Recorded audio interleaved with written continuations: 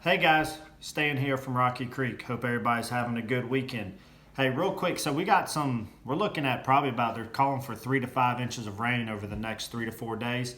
But I'm going to go ahead and take some of this time and opportunity that we have that I'm going to go ahead and get some of my seeds started. I talked about in the last video, we had like 3 different frost spells that hit us and I lost some of my garden. But I said, hey, we're not going to complain about it. We're just going to regroup. We're going to bounce back, and we're going to go ahead and fix the problem. So I was going to share with you real quick some of the ones that I'm going to get planted, and then we're going to go outside and we're going to get to work on them. So the first ones that I'm going to try to do, actually these are doing well, is that it's going to be the golden acre cabbage. Now the cabbage is actually doing fine, but honestly they're actually doing so well, and I wasn't sure that I'm going to go ahead and add a few more. I think I only have like 5 out there, and I'm probably going to add about another 3 or so of these to it, and then I'm going to plant these again in the fall, and there should be enough within it. Now, all of our seeds pretty much are from Baker Creek Heirloom Seeds. I do have some sweet peppers that came from a different company, and that was just because the ones I wanted from Baker Creek were all sold out. So, and then obviously this was one of our failures from earlier this year, and that's the Clemson spineless okra. Now, a lot of the people had commented and helped me out when I was trying to figure out. I thought it was because of too much water, but actually a lot of people who have more experience with the okra say that it actually thrives in the heat, and that probably the cold that we had killed it. When I went out to the garden yesterday, it actually looked like maybe 2 or 3 are hanging on, but I'm going to go ahead and plan to replace those just in case. Then we're going to have 2 types of tomatoes. The first one is Wood's Famous Brimmer. It's supposed to be like a slicing tomato that we'll use for sandwiches and salads and stuff like that. And then also a gold medal tomato. Now these ones aren't known to have an extremely high germination rate, but I'm going to go ahead and give them a try, and we'll see if we have any success. Then we got Cubanella, however you pronounce that, pepper. Basically kind of like a Swedish kind of mild pepper. I don't mind like jalapeno heat. Obviously they're hit or miss though, but overall our family isn't a big spicy type family. But these types of peppers we'll eat a lot of. So hopefully I can get some of these going. Now another thing that got hit pretty bad for us that I'm going to try to replace are our cucumbers. So I got a pickling style, the Chicago pickling cucumber that I'm going to try to get going again. And then our slicing type cucumber, the Market More. Those are the ones we're going to try to get going for that. And then lastly, like I talked about with the peppers, then we got some heat, Craig's Grande jalapenos. We're going to try to get some of those ones started. And then the last thing I was going to share with you, I'm not necessarily planting these, but when I talk about it at the garden, I knew that the brighter green kind of mixed colored lettuce is the Rocky Top mix. But then there's like that reddish lettuce that I couldn't remember the name of it. And I remember why I couldn't remember the name of it was 2 reasons. Number one, I didn't pay for them. They actually came as a free seed pack from Baker's Creek. And then the second reason is it has a very intricate name that I'm pretty sure I can't pronounce whatsoever. But the good thing is I thought, hey, free seed, this thing probably ain't gonna do too well. That's probably why it's free, right? But actually, they have grown tremendously. And we actually ate some salad yesterday that probably 75% of it was this lettuce, and it was really, really good. And that is the Merveille de Quatre Saisons? Session? I don't know. Anyways, this is them. So guys, if you want to pick that one up, by all means do so, or maybe you'll end up with it in a free pack. I think it's like if you order so much in seeds, they send some free ones. So I ended up getting these for free, and we also got some echinacea flowers for free when we ordered our seeds. Now I ordered more seeds than this, but these are just what we're going to try to get started in our planter or in our seed trays today, in hopes that we can get them in the ground here real soon. So enough time inside. Let's go ahead and head out to the back porch where we're going to start putting these puppies in some dirt and get some seeds hopefully germinating here real soon. So let's head outside.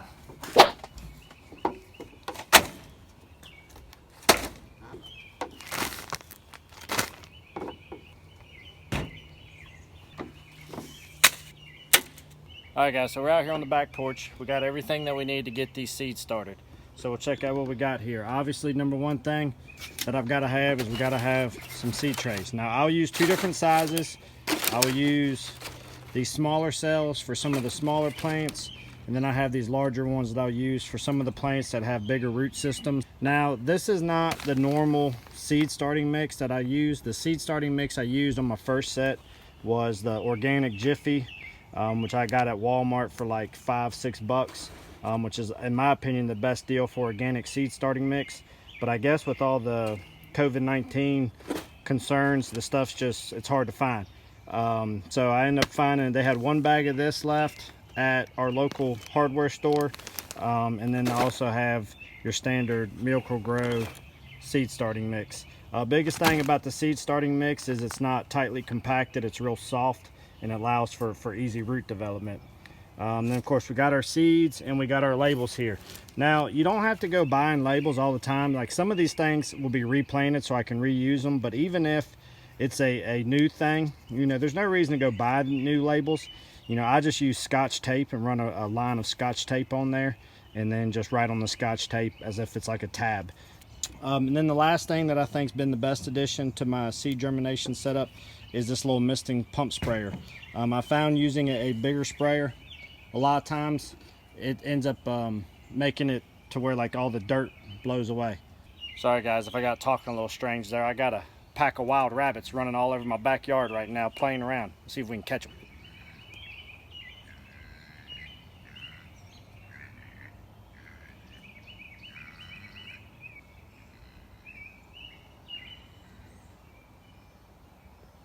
Not sure if y'all could see that. I just heard a bunch of leaves rustling and I saw them.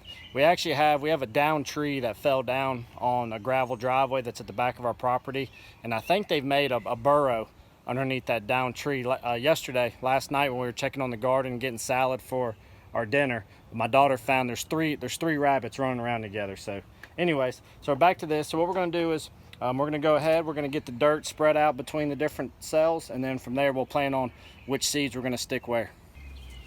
I don't typically wear gloves when I do this, but it's getting really close to dinner time and I'm trying to squeeze this in, so I'm gonna throw these on real quick just to, I'll still wash my hands of course, but it'll just make it a little bit easier getting all that dirt out of my hands versus having to scrub like crazy leading up to it.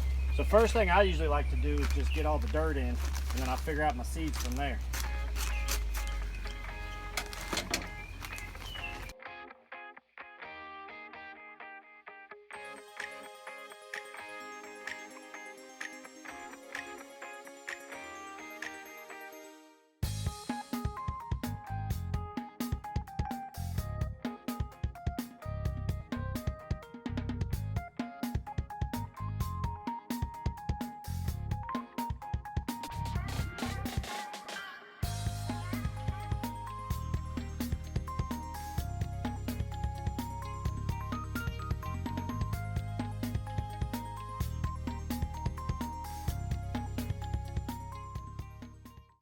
All right, so you can see we got them all filled up with soil. What I found works out easiest for me to keep from having a whole lot of wasted soil is when I'm using bag seed starting mix, I normally form a mound in the middle and then I kind of spread it out to the outer parts, because if I try to dump it all to the edges, then I end up just losing a lot of it falling off to the end.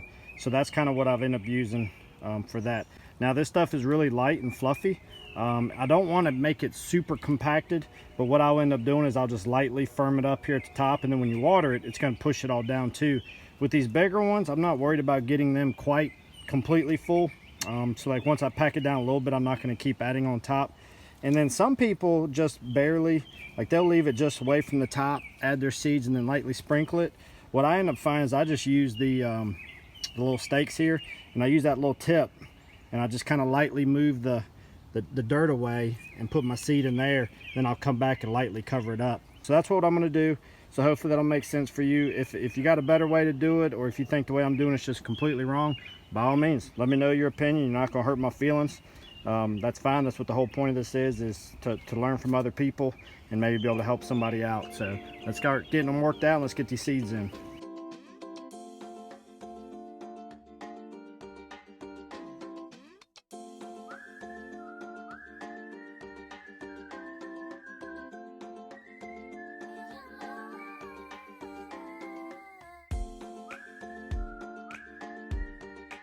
All right, so one thing I try to do is I try to stick my stakes in before I start putting my seeds in, because I found just with the craziness of life, you'll get to planting everything and then you'll go back and say, I'm pretty sure that that's what I had right there. So what I try to do now is I try to somewhat lay it out with my stakes ahead of time. So these will be 6 cucumbers of the market style slicing, 6 of the Chicago pickling, 3 green beans.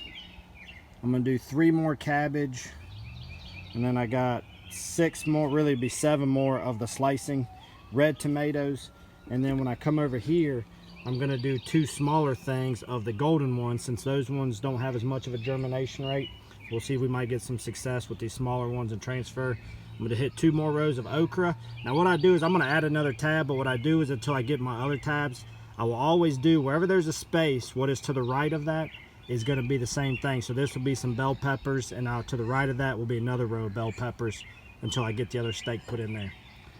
Now right here I'm going to get some tabs made up, but I got those Cubana peppers and then that Craig's jalapenos. Right in this spot I was maybe debating on adding some more lettuce. So we're going to go ahead and start plugging these seeds in, and we'll get them watered and go from there.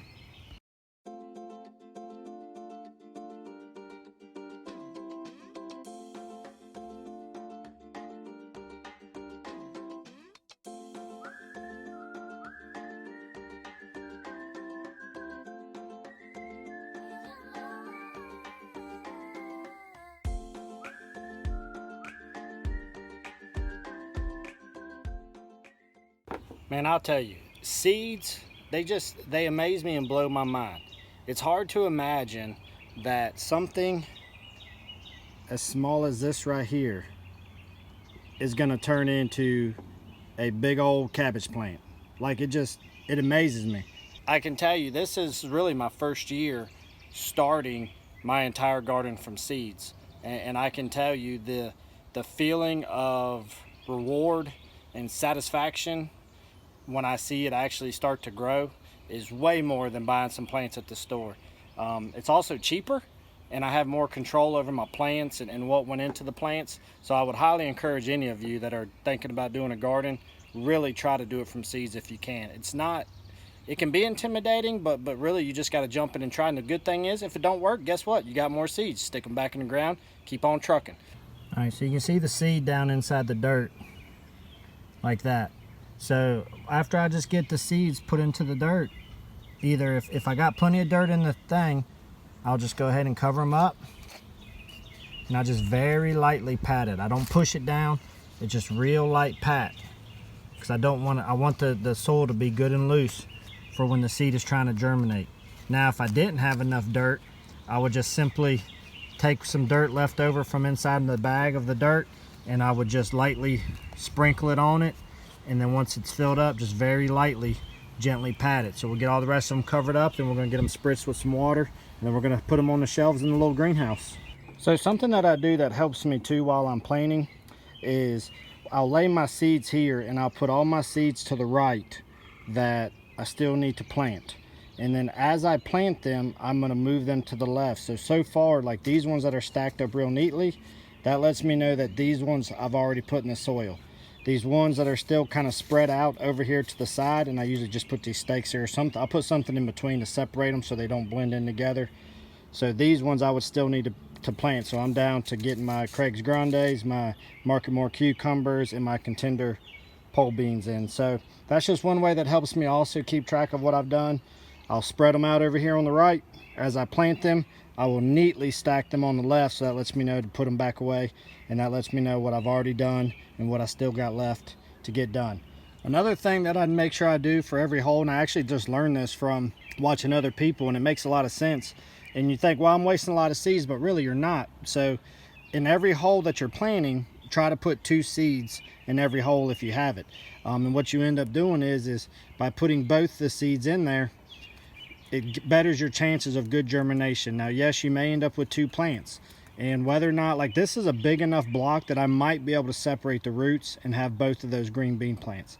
But if you're not, and you just want to be on the safe side and make sure, choose the healthier of the 2 and just pull that other one out and continue on with the better living plants. So in every hole, if you got the seeds, the good thing is they're not expensive at all. You pay, you know, $2 to $5 for a pack of seeds, and you get a pile, is put 2 in the hole, and once they start germinating, the healthier of the 2, leave it and pull the other one out and let the bigger one thrive.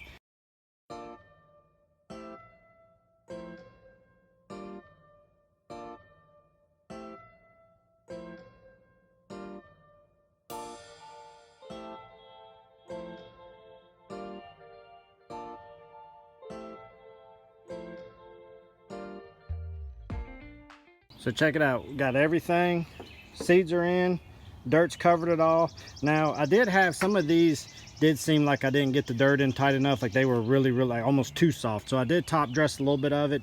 And then on the other part of this, so I'm not a fan at all of this Miracle Grow seed starting mix. So when I did my seeds at the start of the season, like I said, I used a Jiffy Organic along with these exact same seeds, and man, I had like a 80 to 90% germination rate.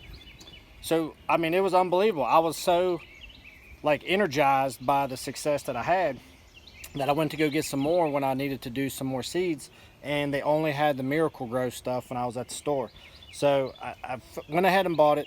But I tell you, not only did the plants take a lot longer to grow, so whatever the Miracle Grow part of it is didn't seem to be working. The temperatures were better at that time, so it should have worked fine, but I wasn't a fan of the Miracle Grow. I did not, stuff still germinated, but it took a lot longer. And then I also I would estimate to had about 70% germination rate. Now this other stuff I've never bought. Let's see what the brand is. SunGrow Black Gold for organic use. I don't know if that means it's organic or that just means that's what you're using it for. But I will say, by the looks and the feel of it, it reminds me more of the Jiffy. So I went ahead and top dressed with that. I don't know if it'll give it any better nutrients or not, but I just hit a little bit of that on top of that Miracle Grow stuff because I'm not a real big fan. Now the big thing is we got to get it watered. Let's get water to it immediately, let that soak in, and then we're going to get it plugged into my little mini greenhouse here. So guys, if you don't have one of these, I highly suggest you getting one. It's made watering these things so much easier. It has an adjustable nozzle here, so where you can shoot a hard stream or you can do a soft spray. So you get it on tight though, and you just pump it up. That's what you need right there. All right, so you find the setting that you want. So I usually like that fine mist, just like that right there. Spray the camera. All right, so let's get these suckers watered.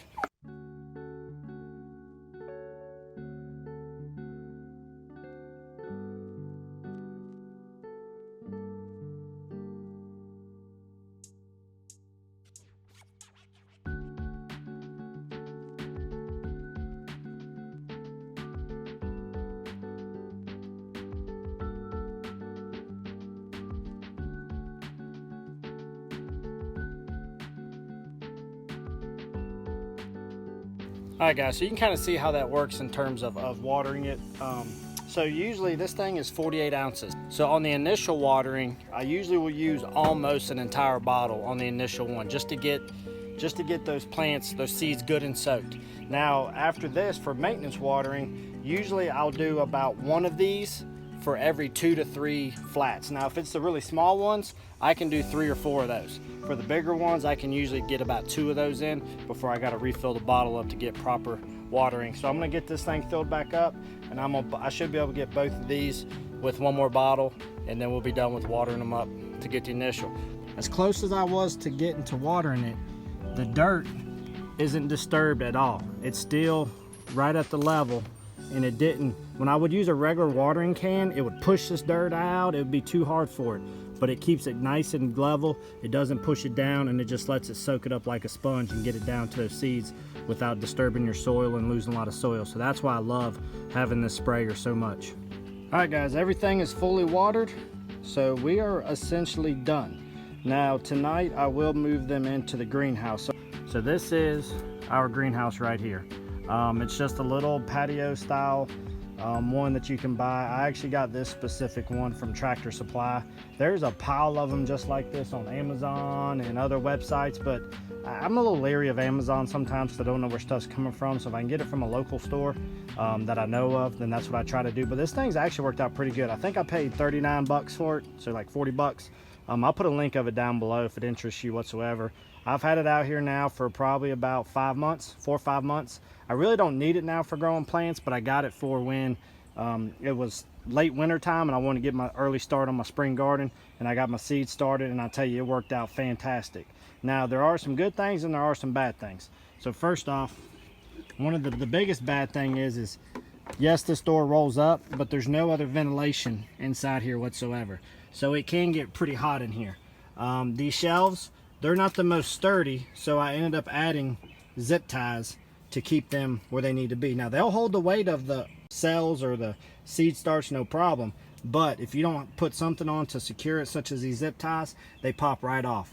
Now, the top shelf is almost unusable once the plant gets to a certain height, because you can see from right here is where it starts to go up for the roof, and this is probably only about 6 inches up. So after a certain point, if you get a plant that's laid up right up against this and the sun beating on it, you know, you run the risk of burning up your plants. So I usually put the smaller cell here, and then as they get bigger, I reduce them down. So I try not to have, it's got 6 shelves, but I try not to have more than 4 things going at once. Now, a lot of people in reviews talked about how it blew away and got destroyed pretty easy. So what I did was, my deck is elevated, and so I took some extra twine from some hay bales that I had, and I wrapped it through the poles and down through the boards of my deck on both sides of it, and tied it off at the bottom of my deck. So there you can see where I ran it down, and I tied it off to one of the bigger beams on my deck. The other one, I couldn't line up with a beam, but I tied it just through the deck board right there. And I tell you, I'd say we've had some days where winds have reached up to 40, 50 miles an hour, and it gets to moving, but it hasn't come out, and I'm surprised the poles haven't broke when it's done so. Now, this table is always here on this back deck. We used to sit out on this back deck quite a bit, and I'm going to get it back to that once we get these seeds done. So it's a little bit of a mess right now, but there were some days when the winds would get really high. This thing would start to kind of just teeter forward like this and get to shaking real bad. And so all I would do was I would just take this table and I would just slide it up against it. And I'm telling you, we've had some hellacious storms, and it hasn't fallen apart yet. So I think for $40 or whatever it was that I spent, and the amount of seeds I got started early on, I think it's really worked out well. Now, I am thinking about possibly in the winter time, I thought about maybe getting like box style planters, and I am really thinking about maybe growing like lettuce and just some smaller herbs and greens in this thing throughout the winter time. But right now what we'll do is we'll just use this on days where temperatures may drop kind of low, or like the next 3 days I talked about, we might get anywhere from up to 3 to 5 inches of rain. So it's going to be overcast and just heavy rain, and that much rain isn't good for these seeds. So I will leave them in there on those types of days. But the weather's warm enough now, if we get these 80-degree days, I'll pull them out first thing in the morning and let them just sit out here and get natural sunlight. Guys, here's the thing, okay? You can't overthink the whole homesteading or gardening or whatever. Sometimes, not with animals, but with plants, you just gotta do it. You know, animals are a living creature, so you do gotta prep for them. But when it comes to planting seeds or planting a garden, you just gotta do it. You don't have to have the best equipment or everything exactly. I read all this stuff where plant the seed to the depth of the seed, and you gotta have this, and you gotta have this special fertilizer. No, I have no experience. Yes, you may get a better crop if you follow some of these instructions, but something is better than nothing. I literally put the dirt in, put a hole, 2 seeds per hole. Try to water it, get as much warmth and sunlight as you can. Yes, I fertilize it with my rabbit manure, and I may try to use some other stuff, but guys, you just got to do the best you can with what you got.